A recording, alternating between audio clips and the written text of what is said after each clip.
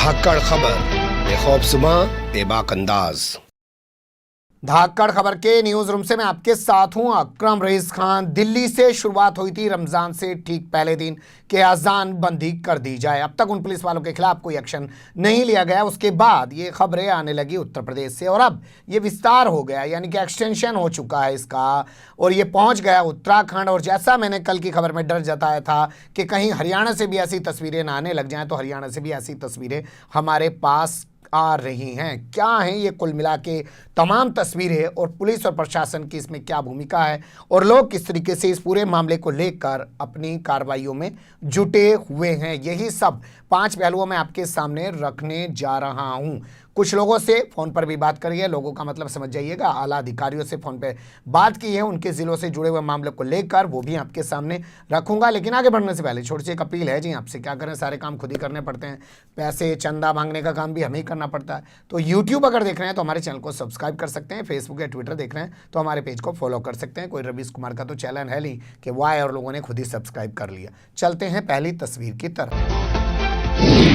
पहली तस्वीर उत्तर प्रदेश के गाजीपुर से आपके सामने रखने चाहता हूं। गाजीपुर का मामला जो अजानबंदी का मामला है वो पहुंच गया इलाहाबाद हाई कोर्ट और हाई कोर्ट लेकर उसको पहुंच गए हैं वहां के सांसद महोदय अफजाल अंसारी। उन्होंने बाकायदा एक लेटर लिखकर, यानी कि पत्र लिखकर चीफ जस्टिस इलाहाबाद से गुजारिश की है कि वो इसको जनहित याचिका के तौर पर स्वीकार करें।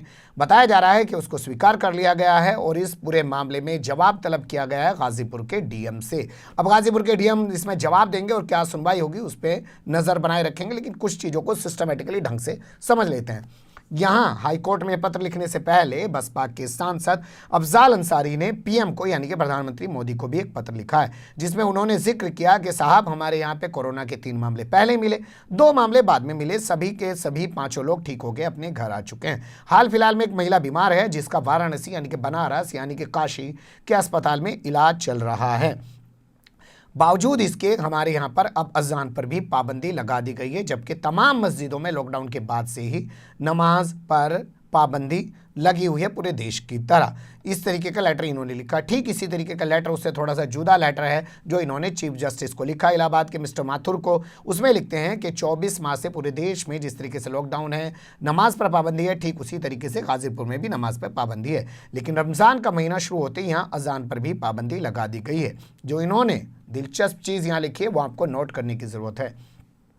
इन्होंने कहा है कि ये मुसलमानों के अधिकारों का, मौलिक अधिकारों का हनन है। ये उनका मौलिक अधिकार है कि अजान हो, यानी कि फंडामेंटल राइट है, उनको अजान की आवाज़ सुनाई देनी चाहिए। ये उन्होंने अपनी पिटिशन में कहा है। पिटिशन उनकी, जैसा मैंने बताया, हमारे पास जो रिपोर्ट है वह स्वीकार कर ली गई है। इस पूरे मामले को लेकर मैंने उनसे फ़ोन पे बात की। सबसे अच्छा तो मुझे यही लगा कि उन्होंने धाकड़ खबर को पहचाना और वो धाकड़ खबर देखते हैं। उन्होंने सराहा धाकड़ खबर के काम को। अब अपने मुँह क्या तारीफ़ करूँ, ऑडियो रिकॉर्डिंग है मेरे पास उनकी, लेकिन अब मैं यहाँ रखूँगा तो हूँ नहीं, क्योंकि इसी स्तर पर जाके मैं अपनी मियाँ मिट्ठू बनने की आदत नहीं रखता हूँ, सिर्फ काम करने में विश्वास रखता हूँ। तो उन्होंने बताया धाकड़ खबर को, धाकड़ खबर ने पूछा उनसे कि क्या आपने जो पिटीशन दाखिल की है ये पूरे प्रदेश को लेकर, यानी कि उत्तर प्रदेश को लेकर की है या सिर्फ गाजीपुर को। तो उन्होंने साफ कर दिया वो गाजीपुर के मामले को लेकर हाई कोर्ट पहुंचे हैं। ऑनलाइन उन्होंने ये पिटीशन दाखिल की है और उनके वकील ने कोर्ट में पहुंचकर रजिस्ट्रार को इसकी कॉपी उपलब्ध करा दी है।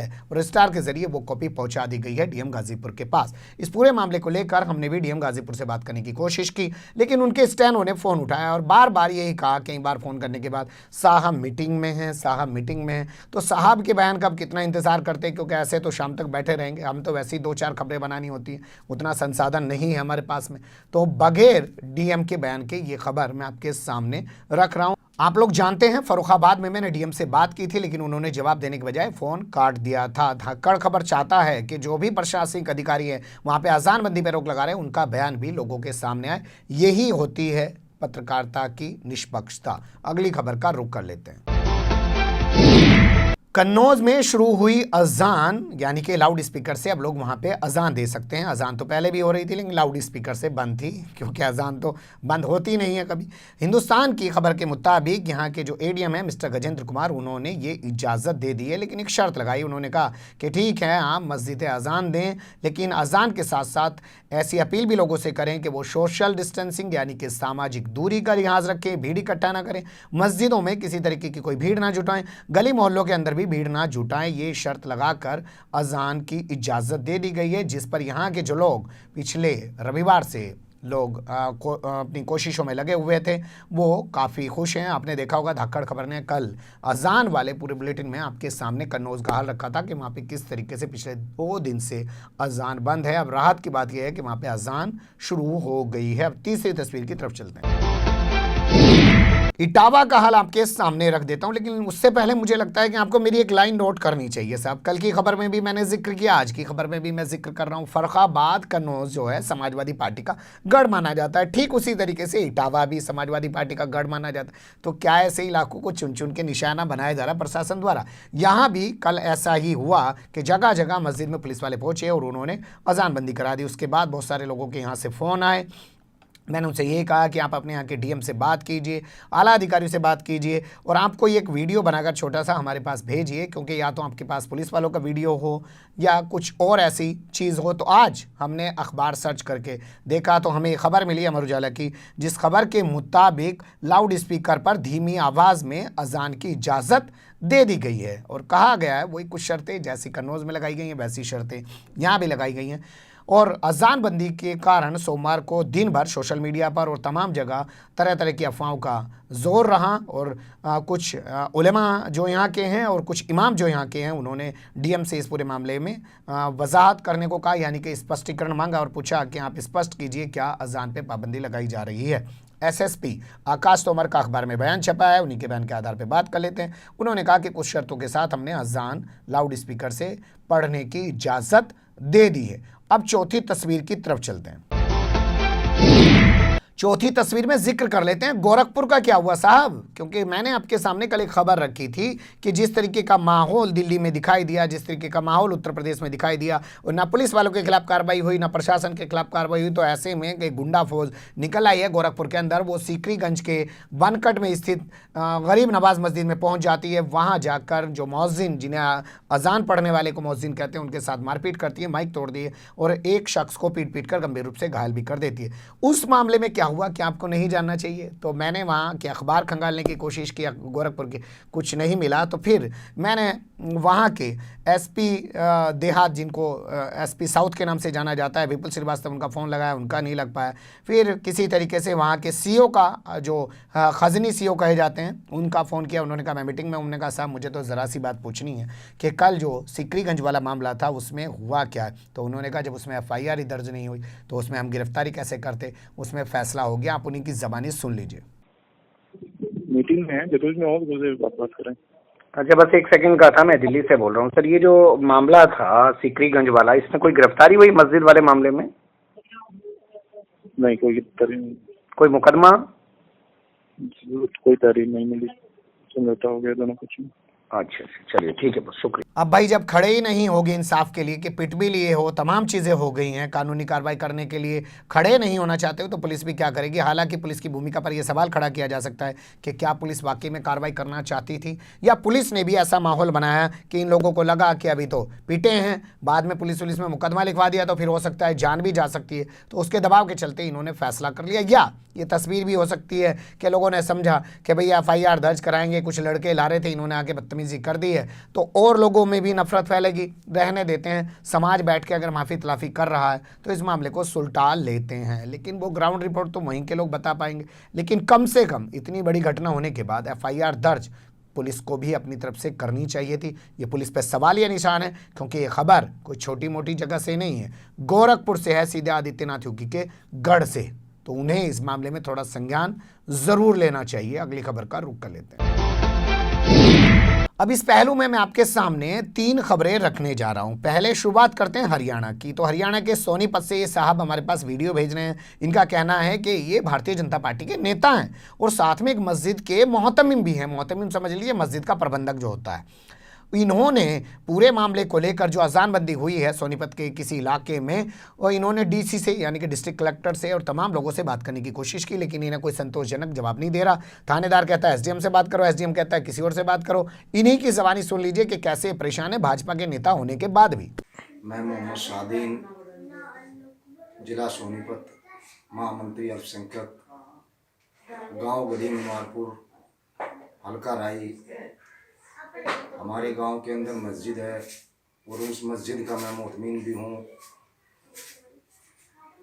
जैसे कि अभी हमारे रमज़ान चालू हो चुके हैं, इसमें मैं लाउड स्पीकर के लिए, अजान के लिए डीसी ऑफिस में भी फ़ोन किया। मैंने इंचार्ज के पास भी गया, हमारा मीमारपुर चौकी में इंचार्ज है, उसके पास भी गया 2-3 मरतबा। तो उससे पूछा, सर हमारी मस्जिद के अंदर लाउड स्पीकर से धीमी आवाज़ से अजान की परमिशन दे दें। भाजपा के नेता पे मैंने इसलिए फोकस किया क्योंकि हरियाणा के अंदर भारतीय जनता पार्टी की सरकार है, तो भाजपा के नेता बहुत सारे ऐसे लिए बन जाते हैं कि कम से कम चलो हमारी तो बात सुनी जाएगी, हम भाजपा के नेता। दूसरी तस्वीर मैं आपके सामने रख रहा हूँ फरीदाबाद से, एक वीडियो ये वायरल हो रहा है सोशल मीडिया पे, जिसमें दावा कर रहे हैं कि फरीदाबाद के अंदर जो एक इलाका पड़ता है वहाँ पर अजानबंदी करा दी गई है। इनका भी यही कहना है कि तमाम अधिकारियों से मैं बात करने की कोशिश कर रहा हूँ, कोई भी संतोषजनक जवाब नहीं दे रहा है। सुन लीजिए। अस्सलाम वालेकुम, मैं औसाफ मलिक, फरीदाबाद थाना सूरजकुंड से, खोड़ी गांव। हमारे यहाँ जितनी भी मस्जिदें हैं उन मस्जिदों में लाउड स्पीकर से अजान पर पाबंदी लगा दी गई है, जिसकी कोई लिखित सूचना नहीं दी जा रही है। आज हम पूरे दिन टहले, पूरे प्रशासन से हमने बात की, एसएचओ साहब से हमने फ़ोन पर कांटेक्ट किया, उन्होंने साफ मना कर दिया। उसके बाद हमने मिलने का टाइम लिया, हम उनसे मुलाकात की, काफ़ी सारे सवाल जवाब हुए, उन्होंने हमें कोई लिखित सूचना देने से मना कर दिया। साफ कह दिया कि हमारे पास कोई लिखित सूचना नहीं है और ये ऊपर से आदेश हैं, डीसी साहब से बात कीजिए। हमने उनसे इसके बारे में ही मालूम किया कि इससे क्या परेशानी है, इससे दिक्कत क्या हो सकती है, ताकि हम लोगों को समझा सकें। उन्होंने भी कहा कि मुझे इस बारे में नहीं पता, मुझे तो आज ही मालूम हुआ है अजान और नमाज होता क्या है। सुबह से अजान सुन रहा हूँ और भी जगह मैं मीटिंग करके आ रहा हूँ, लोगों को समझा रहा हूँ। मैंने उनसे हरगिज़ कोशिश की कि जनाब आप इतना बता दें ताकि मैं भी उससे बच सकूं और मैं भी हेल्प करूं और लोगों को भी समझाऊं कि इस बीमारी की वजह ये है, इससे हम लोगों को बचना है, अजान नहीं देनी लाउड स्पीकर से। ऐसी वजह क्या है वो मुझे पता लग जाए, जिससे मैं भी बचूं। मुझे भी अपनी जान की सुरक्षा है और मैं चाहता हूँ मैं भी अपने समाज को बचा सकूँ, लेकिन इसके बारे में उन्होंने मुझे कोई तफसील नहीं दी। अब आपको लेके चलते हैं सब उत्तराखंड। उत्तराखंड का कोई वीडियो हमारे पास नहीं है। उत्तराखंड का एक इलाका पड़ता है नैनीताल, यहाँ पे हाईकोर्ट भी है। यहाँ का एक इलाका पड़ता है रामनगर। वहाँ से कल कई फ़ोन हमारे पास आए, लेकिन वही है, लोगों की हौसला इतना कमज़ोर हो गया है, इतने लोग डरपोक हो गए हैं शायद कि अपने हक़ की लड़ाई के लिए खड़ा होना नहीं चाहते। मैंने कहा कि आप इसमें डीएम से शिकायत कीजिए, बाकायदा एक एप्लीकेशन जो आपने भेजी है उसकी कॉपी हमें भेजिए या हम डीएम से बात करेंगे। तो आज हमने डीएम से बात करने की कोशिश की, क्योंकि लोगों की तरफ से तो हमारे पास कुछ आ नहीं पाया। डीएम का फोन पिक ही नहीं हुआ साहब। गाजीपुर वाले ने तो कम से कम उठा के कहा मैं स्टेनो बोल रहा जी, हमारे डीएम साहब भी बिजी हैं, बात नहीं कर सकते, थोड़ी बार बात करना। लेकिन यहाँ वाले डीएम ने तो फ़ोन ही नहीं उठाया जी। फ़ोन ही नहीं उठा रहा तो बात किससे करें? तो हम भी आपके सामने यही बता रहे हैं कि बात किससे करें। लेकिन खबर ये है कि रामनगर इलाके में कई जगह पर अजान बंदी कराई गई है। पुलिस वाले जा रहे हैं और वो मस्जिदों में अजान बंद करा रहे हैं। ये क्या हो रहा है सोचिएगा। दिल्ली, यूपी, उत्तराखंड और हरियाणा, क्या इसके बाद और बहुत जगह से ऐसी तस्वीरें आने बाकी हैं?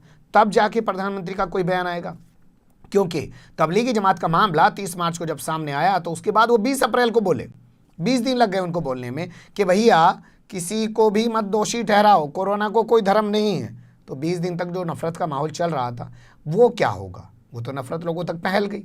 अब ये जो चल रहा है ये धीरे धीरे बढ़ता जा रहा है, हौसले बुलंद होते जा रहे हैं। अगर ऊपर से आदेश होता तो क्या कन्नौज का डीएम लिख के देता, क्या इटावा का डीएम लिख के देता? नहीं देता ना। ऊपर से कोई आदेश नहीं है, इनके ज़रिए किया गया है। तो ऐसे में कम से कम आदित्यनाथ योगी को अपने प्रदेश के ऐसे लापरवाह अधिकारियों के खिलाफ एक्शन लेना चाहिए। और मोहसिन रजा जी इन्होंने कहा था जी जांच करेंगे जी, हम तो कार्रवाई करेंगे, तो वो कहाँ सोए में है? या सिर्फ वो ट्विटर, व्हाट्सएप या जो मीडिया में डिबेट आगे करने के लायक ही मंत्री हैं, या और भी कुछ जिम्मेदारी है उनकी?